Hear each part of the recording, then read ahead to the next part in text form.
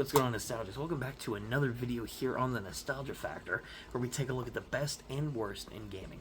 And today, guys, we're going to be looking at another Bakugan licensed game, kind of similar to the last review that we did here on the channel, where I reviewed Bakugan Defenders of the Core on the Nintendo Wii. This game is actually going to be more in the style of the traditional Bakugan game you guys might remember from the anime or from the board/card game. This is Bakugan Battle Brawlers, originally released back in 2009 on the Nintendo DS, PS2, the Wii, Xbox 360, and a number of other titles from that generation of gaming. The version that we're going to be taking a look at today is the Nintendo DS version, because this is the version that I played growing up, and I remember absolutely loving this game.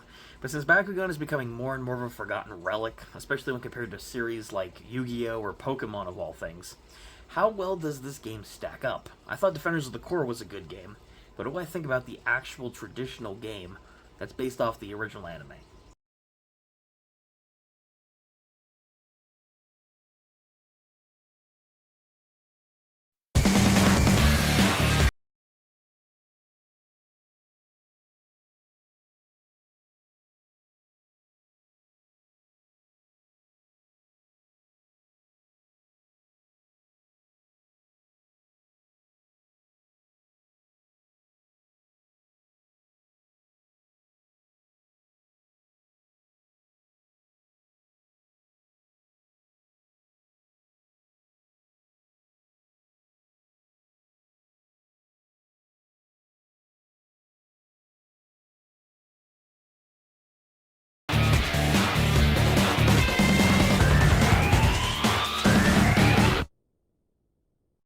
The Nintendo DS version of Bakugan Battle Brawlers actually is pretty impressive.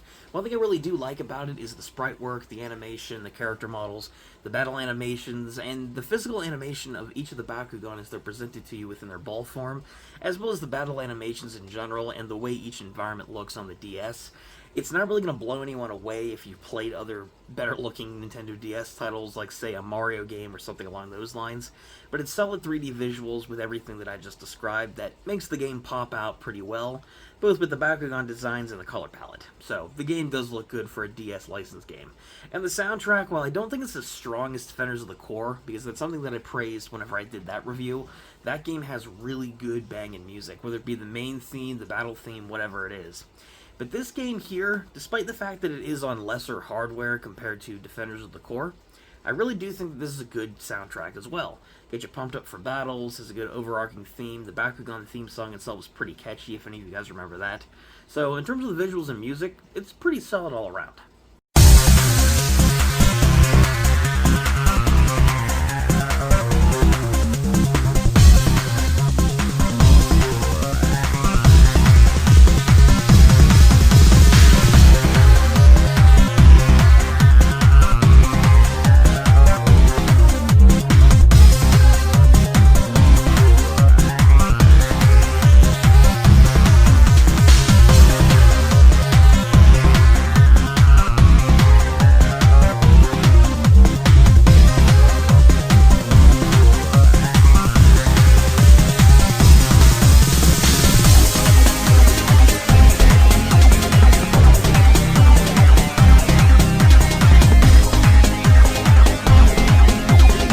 What I like about the story of Bakugan Battle Brawlers on the DS and all the other ports that it has is the fact that this is an original story separate from the original anime and even different from later generations like what Defenders of the Core did.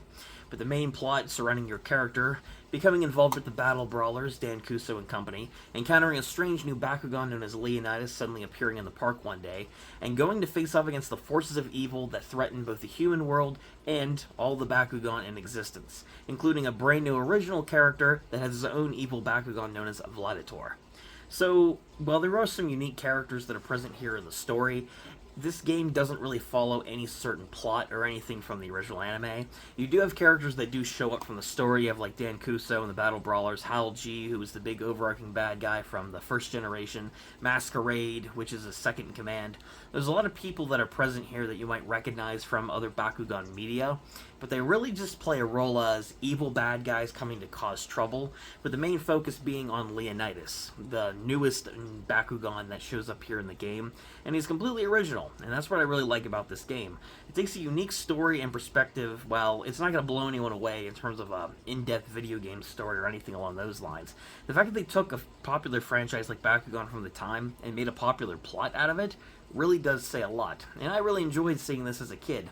Looking back on it now, the story is not going to blow anyone away with any of these details, but the fact of the matter remains that if you're interested in Bakugan and you want to try it out, it's a solid plot. But not good enough! Ha! Don't let it go to your head! Me and Vladidor are just warming up. Now that I've battled with you, Leonidas, I know what makes you different. You're from the Doom Dimension. Leonidas? From the Doom Dimension? I sensed the connection immediately, and I should know I was trapped there for eons. Leonidas! We are the same, Leonidas, born of darkness. Join me, and we will destroy all Bakugan. Are you crazy? Leo's not like you. Think it over, Leonidas. In your heart, you know the truth. Find me when you can admit it.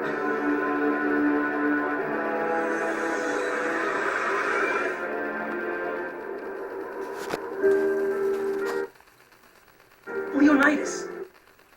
He's lying, right? It's true. I was born from the hate and despair of the Bakugan locked deep in the Doom Dimension. All I wanted was to take my anger out on other Bakugan. But I've changed since I met you. Me? Yes. Thanks to you, I've learned the importance of friendship and trust. Describing Defenders of the Core as a more beat-em-up arena style of gameplay, this game completely throws that idea out the window because this is all original from the Bakugan board game itself, where you have various Bakugan that you select, you throw down metal cards and throw your Bakugan onto them, with each of these cards containing some kind of field spell that boosts your Bakugan's attack, and you have a number of cards in your hand a la Yu-Gi-Oh! That you can use to power up your Bakugan, destroy field spells that your opponents are standing on, or depower your opponent. And you engage each other's Bakugan in battle, and whoever's stronger, they win. When you translate that kind of gameplay style to a video game, it works pretty much the same way. You select your various Bakugan of different attributes and elements that have weaknesses and strengths depending on the cards that you select, as well as being able to customize who you bring with you, and it works pretty well for a good system. And yeah, the base Bakugan gameplay really is here. Each of the Bakugan battles that you fight in, whether it be for the story or for extra tournaments, it works pretty dang well. Of course, outside of the strategy with your cards and your Bakugan, the main way that you're going to be doing the combat in this game is through various mini-games. Whenever you get to certain points in battle where you're pitting your opponent's Bakugan up against yours or vice versa, you're going to have to engage with a series of mini-games like spinning a dial around on the screen to power up your Bakugan, or sliding to one side of the Nintendo DS touchscreen in order to push back the opponent's Bakugan and defeat them, and therefore scoring yourself another win in the process. So, yeah, it's essentially, outside of the core gameplay, it's essentially like a mini-game kind of collection, where in order for you to do the actual combat, since it's on the DS, you have to use a touchscreen. So, if you're not into that, definitely check out one of the console ports, but this gameplay style does work well, again, for the base Bakugan gameplay from real life and in the video game, and it can be pretty fun. However, one thing I will say about the gameplay, despite everything I've talked about being pretty solid all around, it gets extremely repetitive after a while. Because no matter what unique Bakugan you face, no matter the opponent, it is always the same style of combat and gameplay. The battles never really change up, the setting might change, and so might your opponent, but the core gameplay and the touchscreen mini-game gimmicks, they don't stop. And after doing this for hours on end, because this game is fairly lengthy for a licensed game, it gets pretty repetitive after a while. And that is one criticism that I do have of the gameplay. While it is solid for a licensed game and works well for Bakugan, it gets old after a while because it doesn't really innovate anything. Field open! Let's do this, Leonidas!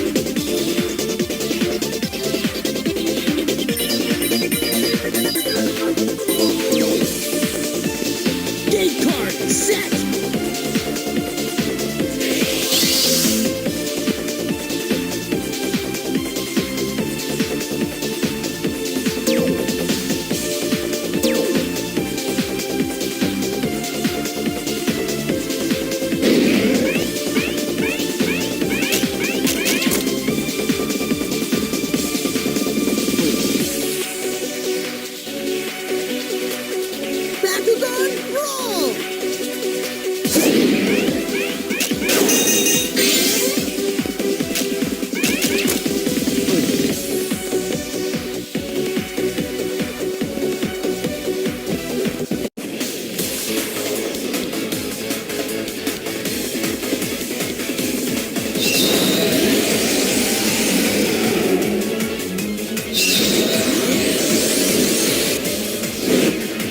Third card open.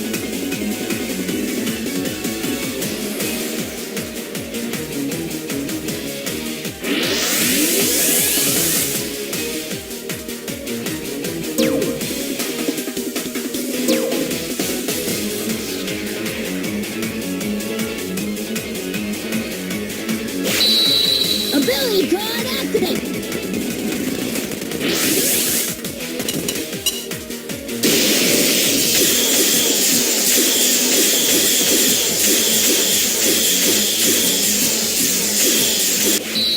Ability card activates.